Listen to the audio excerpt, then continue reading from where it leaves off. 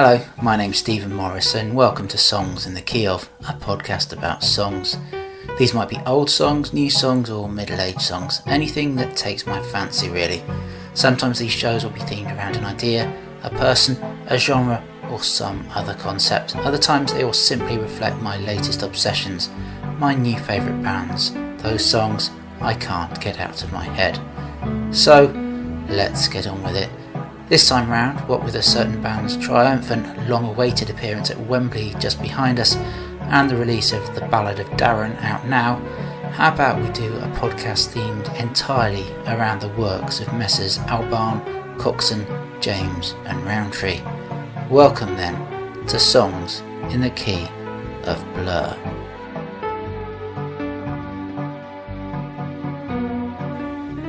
Think Blur and you'll probably immediately think of the big sing-along hits, Country House, Park Life, Girls and Boys, Song 2. Maybe you might get your lighter out and wave it in the air while singing Oh My Baby as part of the chorus for Tender. These songs certainly were the tunes that lured this particular music fan in, but the songs that helped turn him into an absolute music obsessive lie a little deeper below the surface. The album tracks, the B-sides, the stuff from before and after the big heyday of that rather pointless and entirely manufactured feud with five lads from Manchester. We start, as seems only eminently sensible, with a B-side to a single released on the 13th of November 1995. Everyone who has ever watched a commercial break on ITV will know Blur's Universal. It was endlessly used as a soundtrack for adverts about the joys of having your home warmed by British Gas. The song itself is a piece of musical brilliance.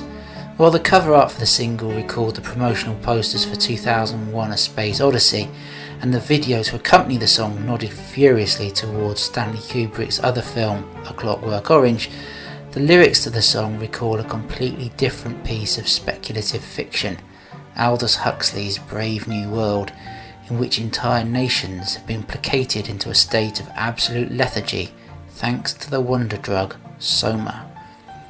Where George Orwell's 1984 envisions the triumph of tyranny through the violent crushing of dissent, Huxley's dystopian vision imagines a far more insidious route to domination, distraction, through the gift of what people think they want. It's an idea that dates back at least to the dawn of the 2nd century, when Juvenal made a quip about his fellow Roman citizens settling for bread and circuses. The obvious point of reference for Blur, with that recurring line of "it really, really, really could happen," was the newly introduced, at the time, National Lottery. Elsewhere on The Great Escape, the album from which the Universal comes, you'll find an even more obvious reference to the lottery, with a song title borrowing Camelot's slogan directly, "It Could Be You." As will become abundantly clear over the course of this episode, one of Blur's main recurring themes in their songs is the perils of monotony and boredom of everyday life.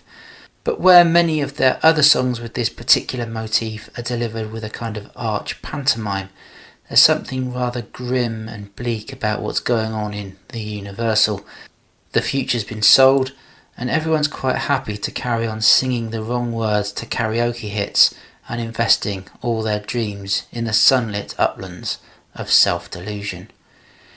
Quite what British Gas thought they were doing using such a depressing song to advertise their wares is anyone's guess. Maybe they just couldn't get past the sumptuous strings and luxuriant trumpet solo.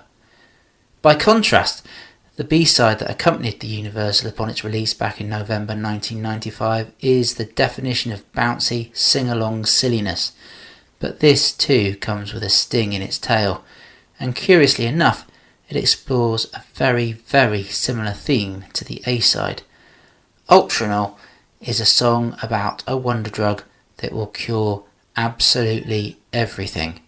For coughs and colds and scabby holes, itchy pimples, unseemly moles, for funny turns and Chinese burns, for aching heads we're most concerned. For staying lively, getting it nightly, this we guarantee, that Ultranol is the new remedy. It is, of course, ever so slightly reminiscent of the Kinks' celebration of that other great panacea, the humble cup of tea, in a song which I featured several episodes back. But while the subject of Have a Cup of Tea is very much rooted in reality, the wonder drug of Ultranol is very obviously not. For those who couldn't quite pick up on the subtlety and nuance of the universal, the sheer unadulterated hamminess of Ultranol gives the song all the finesse of a flying mallet when exposing the absolute absurdity of people, be they governments or corporations, trying to convince you that they and they alone have the answer to all life's ills in the form of pills, potions or politics. I really, really like Ultranol, that classic example of a bouncy throwaway tune with a poisonous bite in its teeth. And maybe, just maybe, you will like it too.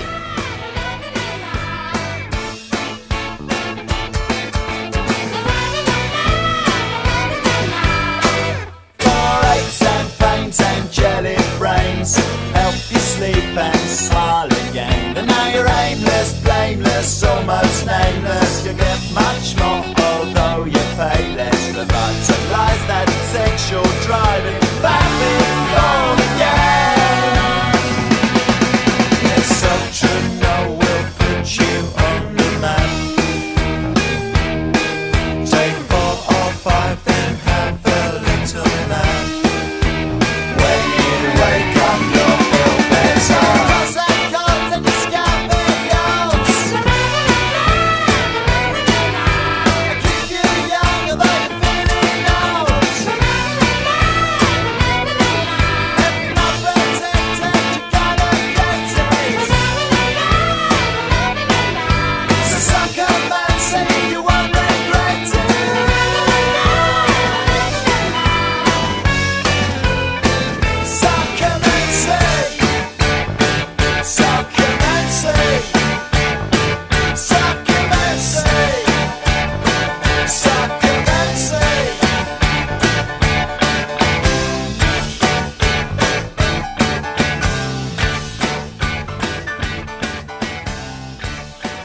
While we're in a bouncy mood, and I promise you that won't last for too much longer, let's go back in time a bit further to a single that the band released on the 4th of October 1993.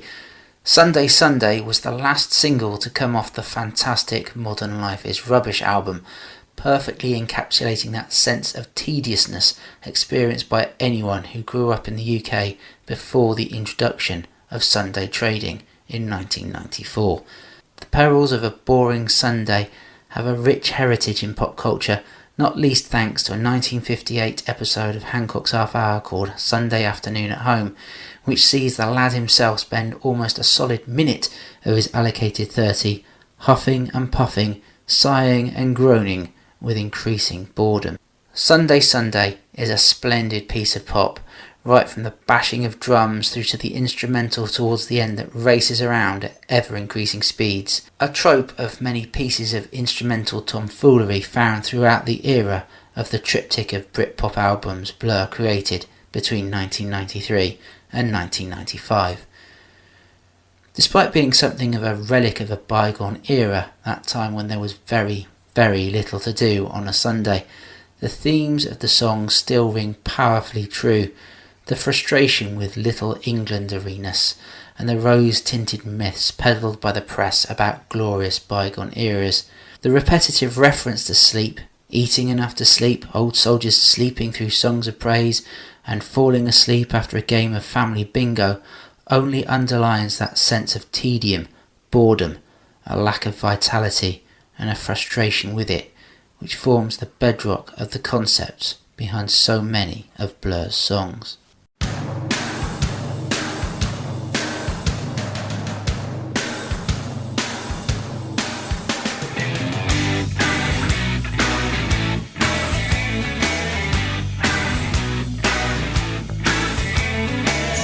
Sunday, here again, tidy attire.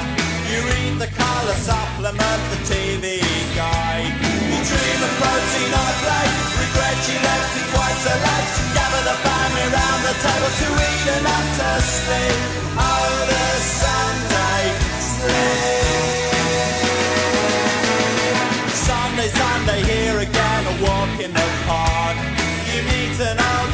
future and talk of the past. He fought for us into a war, so singing and he knew it's none of more. He sings as strong as a post every week, but always falls asleep for the someday sleep. But he knows what he knows.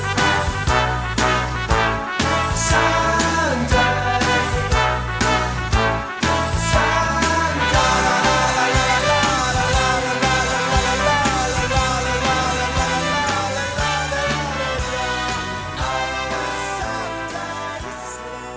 Having discovered Blur during my teenage years, there will always be a bit of my heart that pulls me back to my adolescence when listening to the band, even when the songs in question were released much more recently.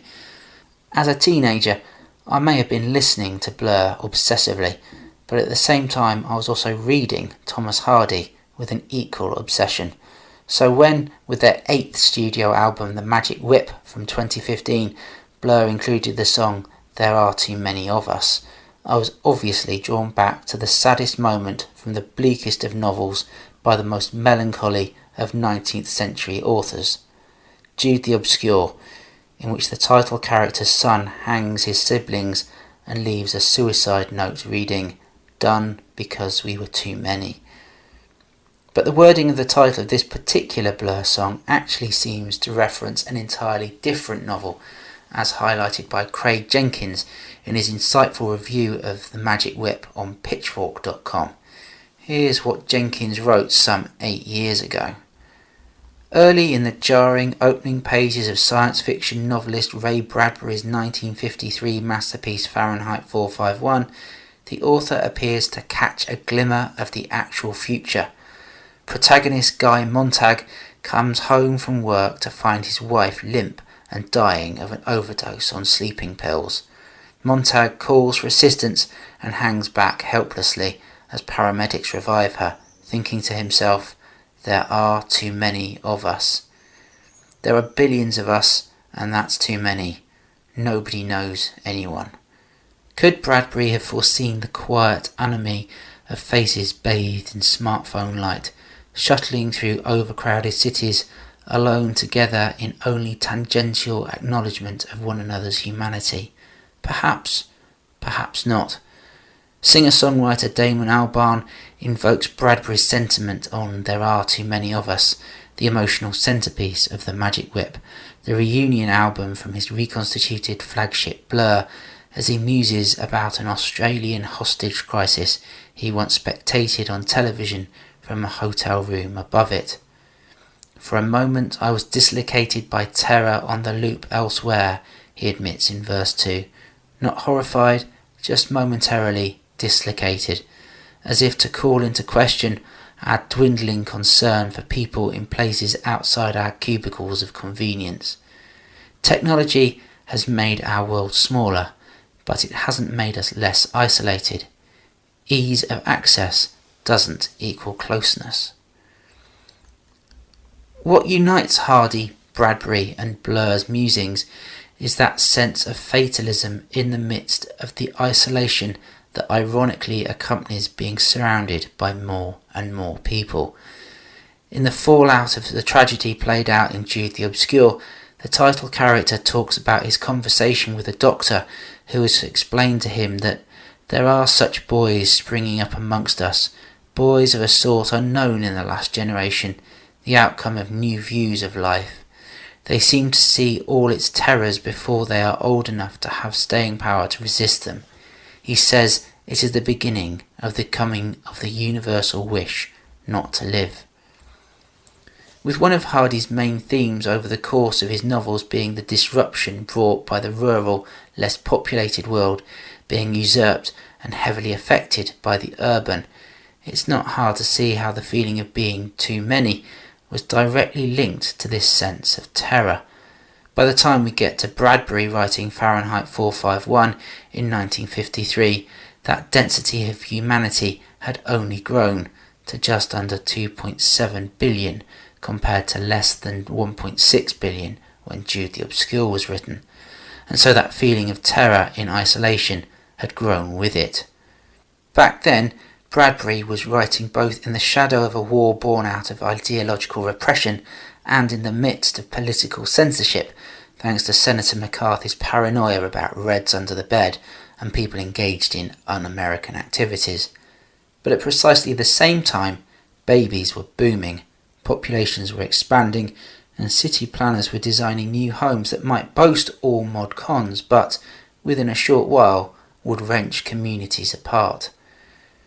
Little wonder then that by the time Damon Albarn was writing There Are Too Many of Us in 2014, world population just shy of 7.3 billion, the gothic foreshadowing of Hardy and the gloomy dystopianism of Bradbury seemed all too just a little bit real. There's an intense claustrophobia about There Are Too Many of Us.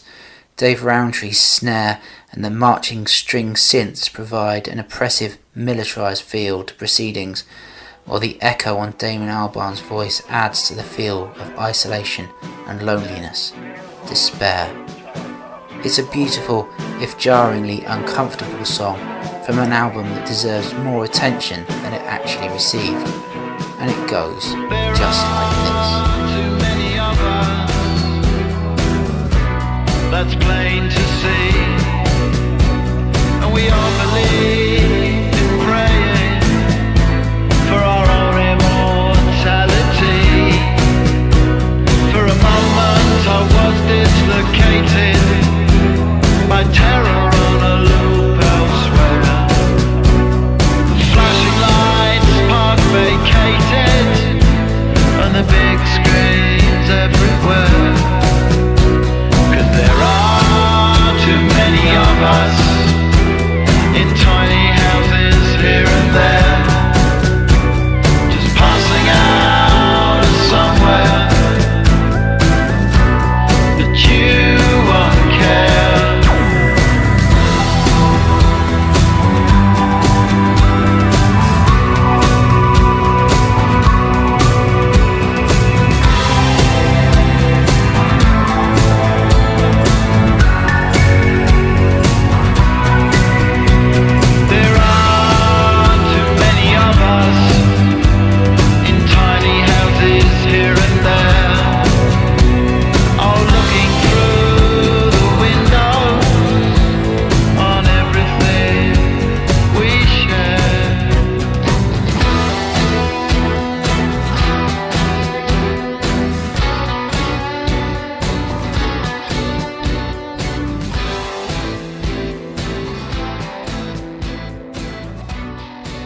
One of the aims of this Blur-themed podcast episode was to include at least one song from each album released to date.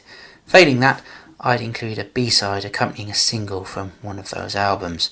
The sticking point here, though, is the very first Blur album, Leisure, which even the most generous-hearted of Blur fans will probably tell you is at best a bit of an outlier of a record, at worst a complete mess of a record. There are some good moments on the album, She's So High, There's No Other Way and Sing, the last of which I've featured previously on this podcast in an episode from April 2021 called Songs in the Key of Cinema.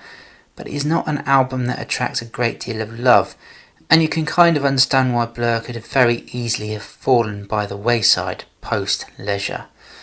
Nevertheless, it feels only fair to stand by the plan to feature a song from each album's era, and so I thought I'd dig a bit deeper down into the B-sides that accompanied the singles from the debut record. The aim was to find something upbeat and interesting, and I think I've just about found it. I'm All Over appeared as a B-side to There's No Other Way on the 15th of April 1991, and it does what many songs from young bands do. It sets out a bravado-laden manifesto about being unique, being the best, and, quite frankly, crushing the competition. Graham Coxon's guitar is distinctively his, even at this early stage, boasting a slick motif that sounds like an uncannily accurate prediction of a certain lick that would feature on Jet's Are You Gonna Be My Girl. Dave Rowntree's drums clatter along like the 614 from Charing Cross entering the station, and Alex James noodles around in the nether regions with a bass line that's in danger of becoming a melody in its own right. There's something here that suggests something of the sound that would come to define the band as they moved into the Modern Life is Rubbish phase. While other bands might release a song bigging themselves up as rock and roll stars as a single and put it on track 1, side 1 of their debut album, it's pretty much typical of Blur that they rather playfully hid their take on the Come and Have a Go If You Think You're Hard Enough tune in the depths of a B-side. This then is I'm All Over.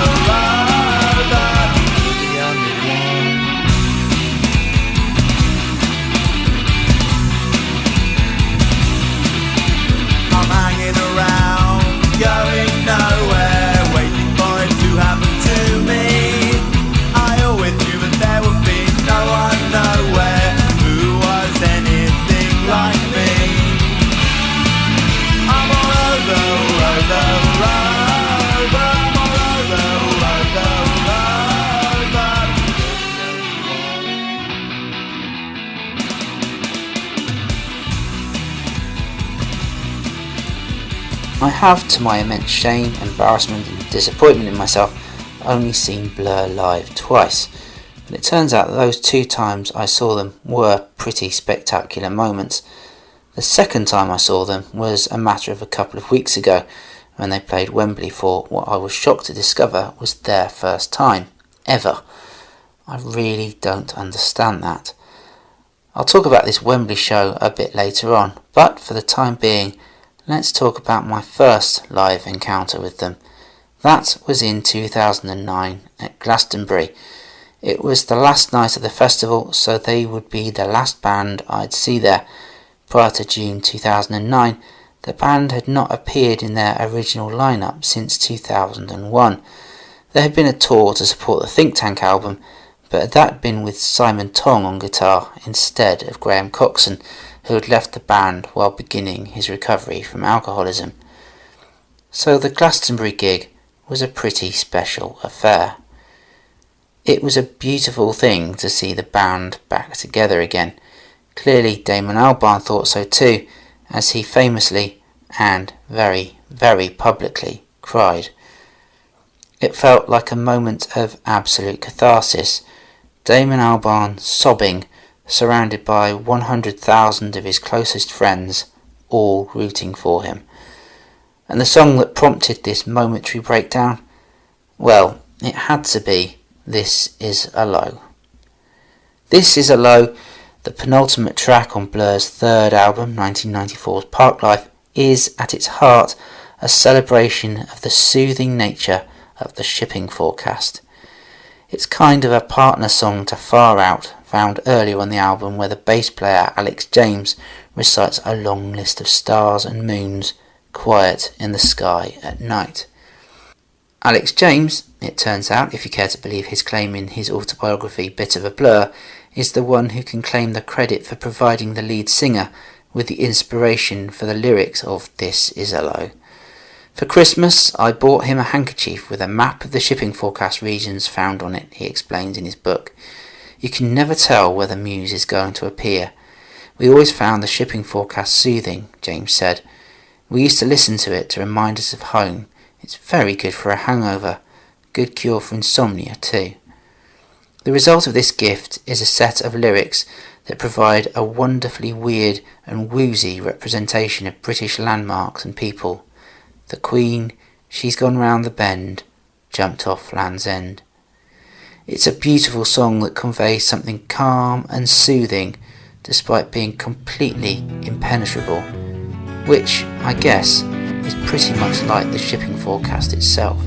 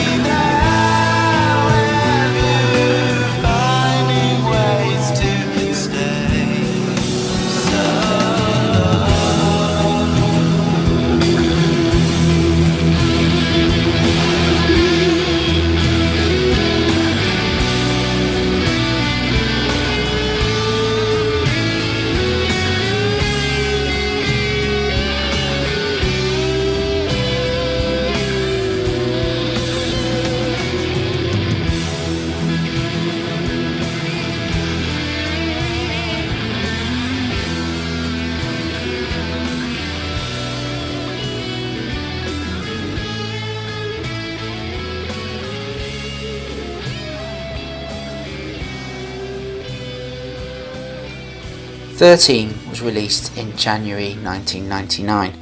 With a couple of standout exceptions, it is a rather gloomy, slow and introspective affair with lots of not so oblique references to Damon Albarn's split with Elastica's Justine Frischmann, and there's a fair few references to heroin in there too.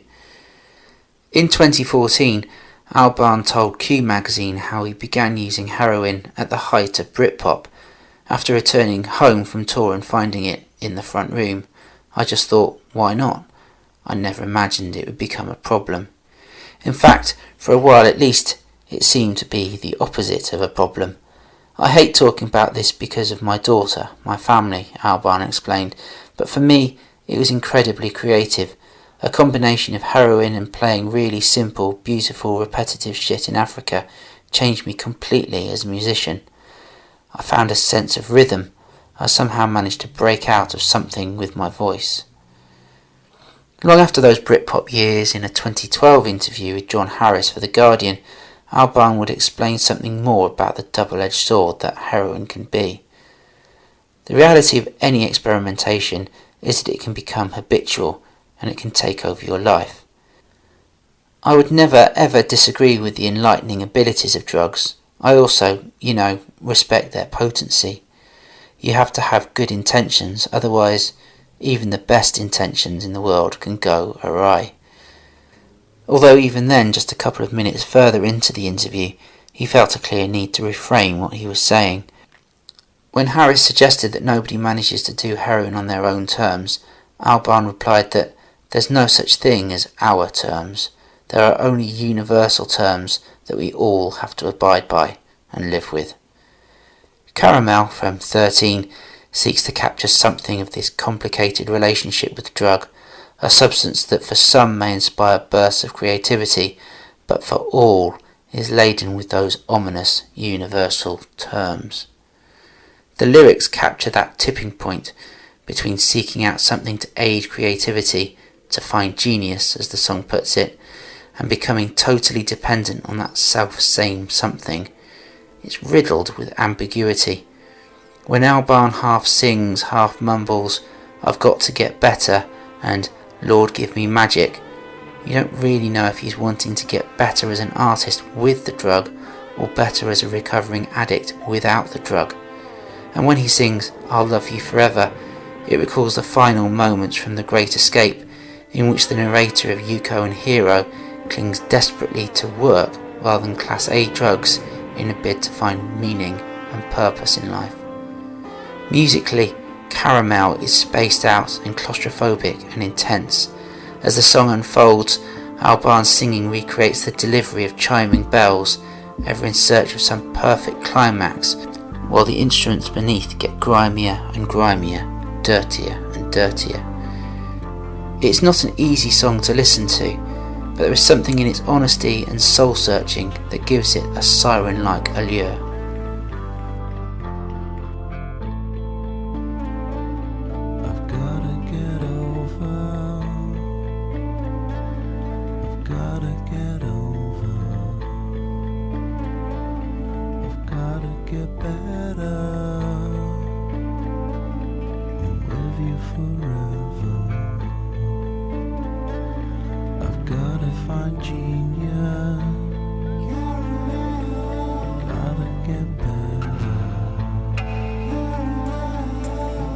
Start smoking. I've gotta get better.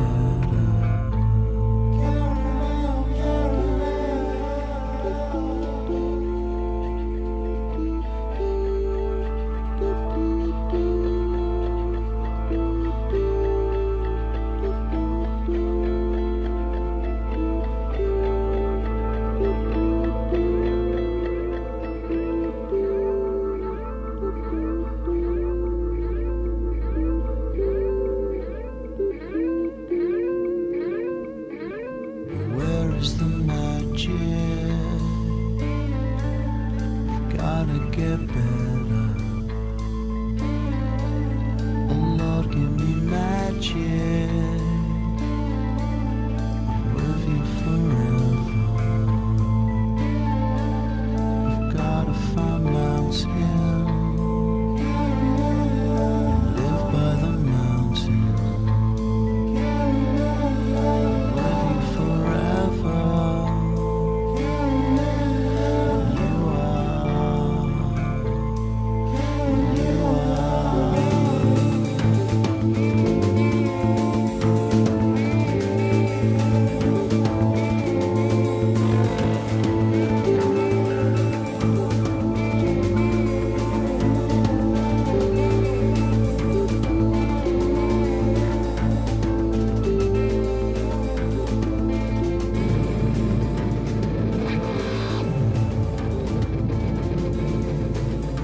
I am, as you might expect, still getting my teeth into the new album, The Ballad of Darren.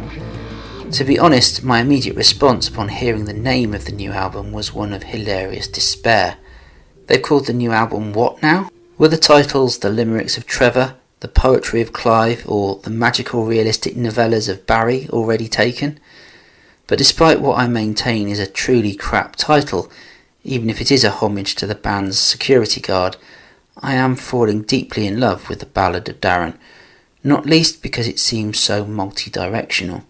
It's an album that seems to explore more than any preceding Blur record what it means to be in this band relative to its own past, present and future.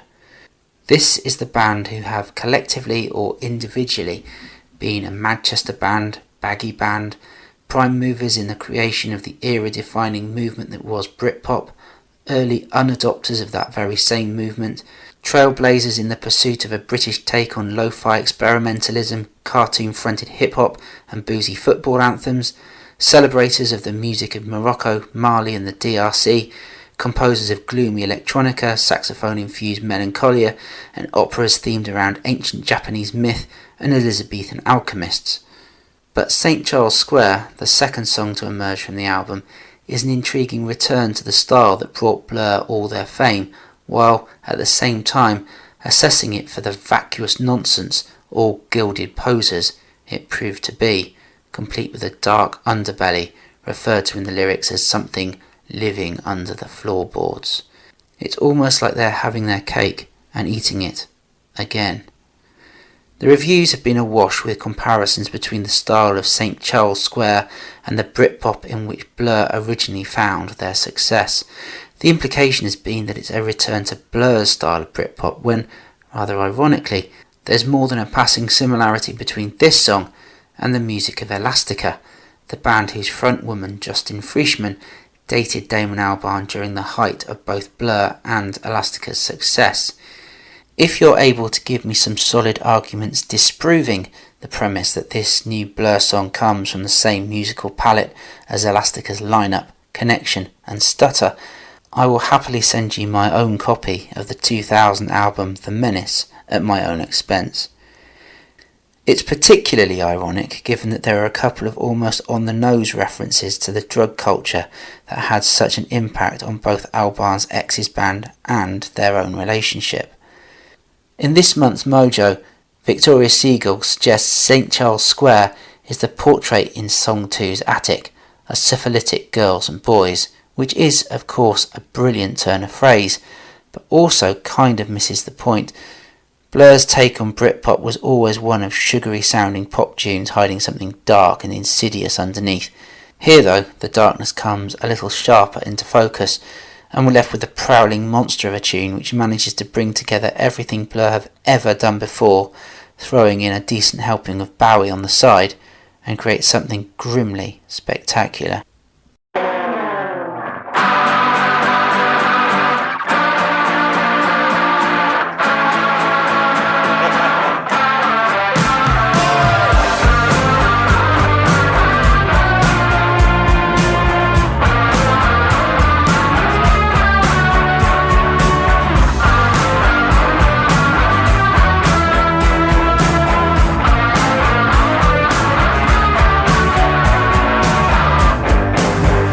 Fucked up.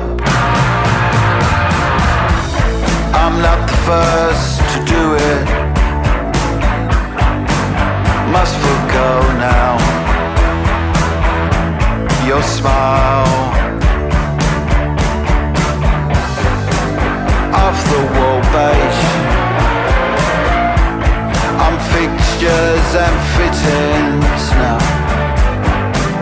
Call me out, but me, 'cause there's something down here and it's living under the floorboards. It's grabbed me round the neck with its long and slender claws. Don't leave me here, baby. Don't leave me completely. 'Cause I might not get back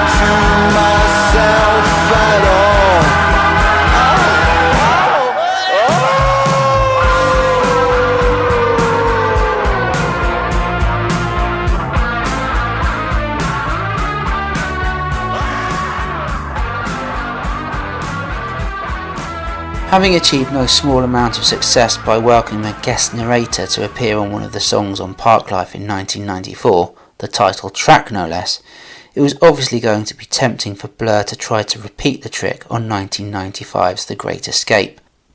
But while Phil Daniels' seminal moment on the third album's biggest single is beyond anthemic, the song on which a different guest vocalist appears on the following record is pretty much the antithesis of the anthem. It is positively and utterly mundane, and the lyrics are delivered as boringly as possible, not by an actor, but by a serving politician, as he was at the time, Ken Livingstone. Believe it or not, it was only very recently that I came across the notion that the tune in question, Arnold Same, might be ever so slightly influenced by Pink Floyd's debut single Arnold Lane. But while there's a kind of oral, rhyming similarity between those two title characters, Arnold and Arnold, Same and Lane, and there is of course a similarity in that both songs deliver a third-person narrative observing the behaviour of someone considered rather odd by the standards of the day, an equivalence which can actually be made between the Pink Floyd song and any number of other character-driven Blur songs. I'm not sure you can take the comparison any further than that. After all, Arnold Lane is a swirling, whirling piece of psychedelia, all about a man with a penchant for stealing and wearing ladies' underwear, which makes it more thematically similar, in places, to a song found a little earlier on The Great Escape, Mr. Robinson's Quango. Meanwhile, Arnold Same is a piece of baroque chamber pop, exploring the dullest of lives using deceptively simple lyrics that would be a gift for GCSE English students.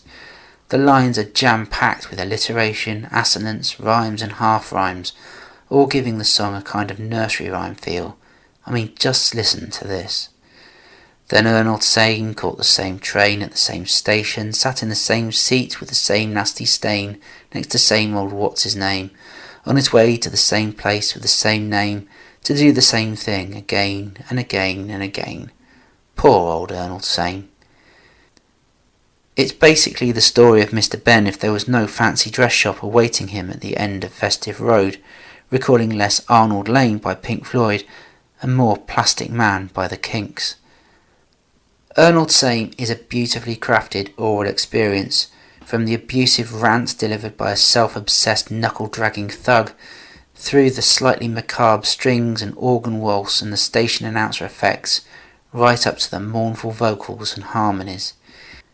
It is, obviously, a desperately sad song about mundanity and how lost people can be in the world, living some gloomy black and white existence while everyone else in the world seems to be living a life in glorious 4K Ultra HD. Maybe, just maybe, instead of looking too much towards music from late 60s Cambridge in the UK, Blur were actually looking towards poetry of the early 40s from Cambridge, Massachusetts. Back in 1940, E. E. Cummings, who had an aversion to capital letters, wrote one of the most beautiful poems you'll ever read or hear, Anyone Lived in a Pretty How Town, which beautifully captures the experience and sense of an anonymous life being lived in a stale suburbia through the medium of innovative playfulness with the English language. Here is a short extract from E. E. Cummings himself reading that poem, followed by Arnold Same. Anyone lived in a pretty how town, with up so floating many bells down. Spring, summer, autumn, winter, he sang his didn't, he danced his did. Women and men, both little and small, cared for anyone, not at all. They sowed their isn't, they reaped their same. Sun, moon, stars, rain. Children guessed, but only a few, and down they forgot as up they grew, autumn, winter, spring, summer, that no one loved him more by more. Arnold same, awoke in the same dream, in the same bed at the same time. Looked in the same mirror, made the same frown, felt the same way as he did every day. And Arnold same, the same train, the same station, sat in the same seat, with the same nasty stain, next to same old what's his name, on his way to the same place, with the same name, to do the same thing again and again and again. Poor old Arnold same.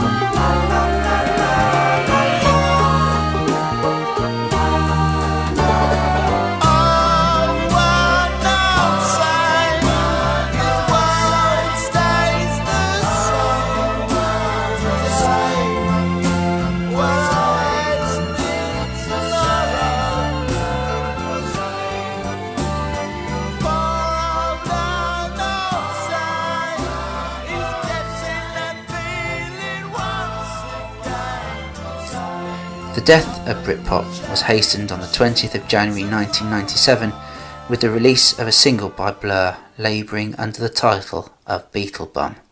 Acres of newsprint, books and web pages have been devoted to the band's seismic divorce from the genre that had brought them fame, fortune and a lifetime membership at the Groucho. When that split came, I was on the cusp of 17. Blur was the band that had got me into music.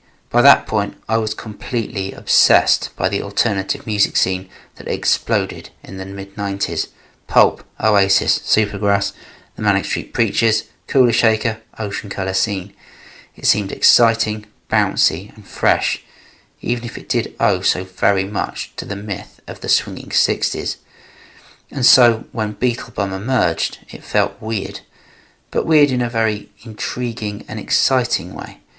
It felt like I was entering a new level of music, scratching beneath the shiny veneer of all the Britpop glaze and cutting into the depths of something dirtier, grubbier, more grown up, something closer to the actual inner workings of the human heart. This was not the irony that had so heavily defined the Britpop era. This was something more honest, more heart on sleeve. It was what Blur had always hinted at with their tales of isolation, dislocation and desperation, but now, in the grainy tunes, the barer lyrics, shit was getting more real, more in your face, more human. Beetlebum was, after all, a song about experimenting with heroin, just like Caramel, which we've already heard from the next album down the line, 13. The eponymous album from which Beetlebum is drawn is a phenomenal volte-face. It would be very easy to play any one of the songs from the album as an example of Blur departing from the sound of park life, country house, charmless man and girls and boys. But what I'm going to do is up the ante even more and feature a remix of a song from Blur, the album, that appeared on the album Bustin' and Dronin' from 1998. That album was initially released in Japan only, but eventually secured a limited release in the UK, and it is an even dirtier, even grubbier, even more grown-up take on the music from the self-titled album from a year before. The tune I'm going to play you in a moment is Thurston Moore's take on Essex Dogs, which was a pretty grubby sounding tune in the first place, all Albarn mumbling and the sound of drills and filthy bass lines. Thurston Moore takes this up a series of notches, making you feel it may not be safe to listen to this song on your own, that you might just need to let your loved ones know where you are before and after listening to it. There are Spartan moments where all you can hear is Damon Albarn's estuarine delivery, a poetry of brutalist oppression. And then there are moments of pure noise and chaos and jarring dystopian disorder. Needless to say, I absolutely love it.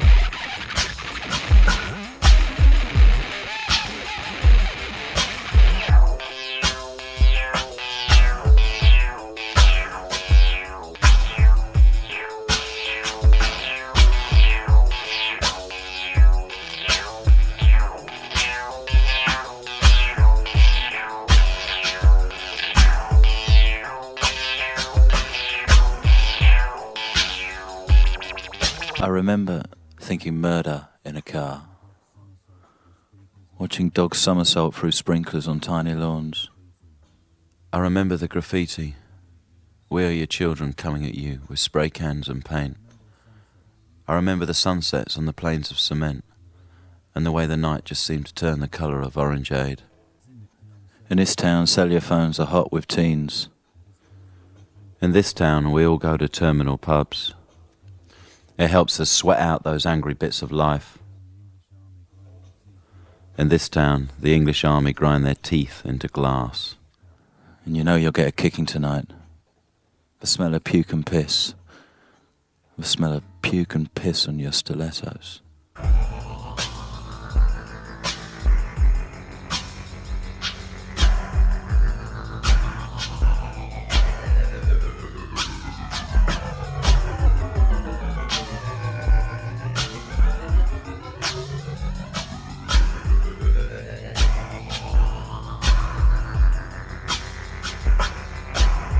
Here comes that panic attack. My heart stops. And then it starts.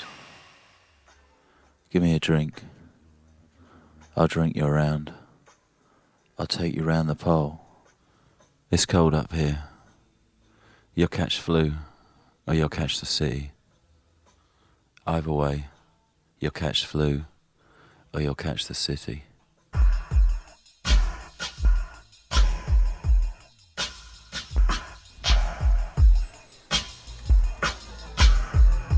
There was a particularly magical moment for me at Wembley the other week. It wasn't the arrival of the London Community Gospel Choir during the encore to assist the delivery of Tender. It wasn't the inevitable hedonistic fireworks of Song 2. It wasn't even the point at which Phil Daniels emerged from a traditional road worker's tent to perform Park Life. Rather, it was the point, fairly early on in proceedings, when Blur performed what would prove to be their sole foray into their 7th album, Think Tank. It was kind of understandable that Think Tank wasn't particularly well represented during the show.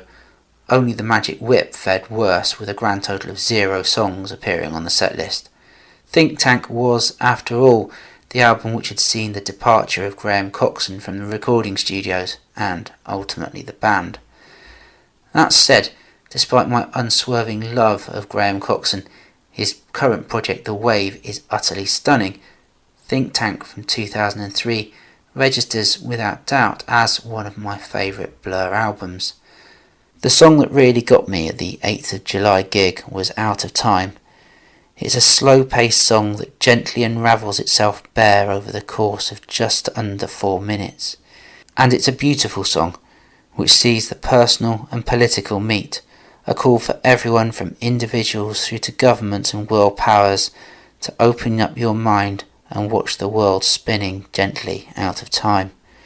Rumour has it that one of the people addressed in the lyrics, "You've been so busy lately that you haven't found the time," is directed at Graham Coxon himself, whose poor mental health had led to his departure from the band. Appropriately enough for a song about removing yourself from the hurly-burly of the world, about taking some time out, the remaining members of the band had removed themselves to Morocco to create Think Tank. The result is that Out of Time features musical accompaniment from Groupe Regional de Marrakech, which helps provide a meditative distance from the frantic world of busyness and time absorption. This is, quite possibly, the most beautiful song Blur have ever created, and it goes rather a lot like this.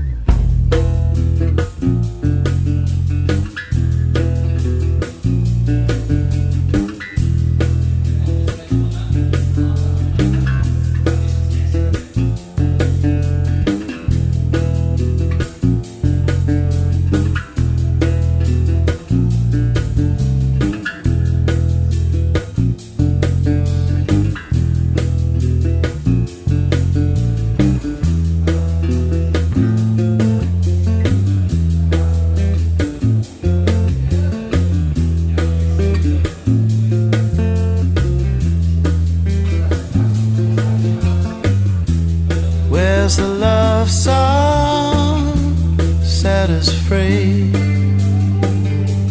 Too many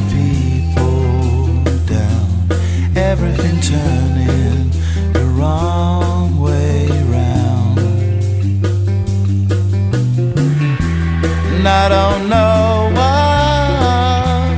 love will be,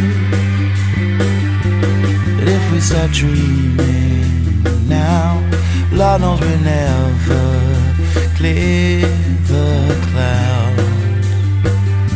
And you've been so busy lately that you haven't found the time to open up your mind and watch the world spinning gently out of time.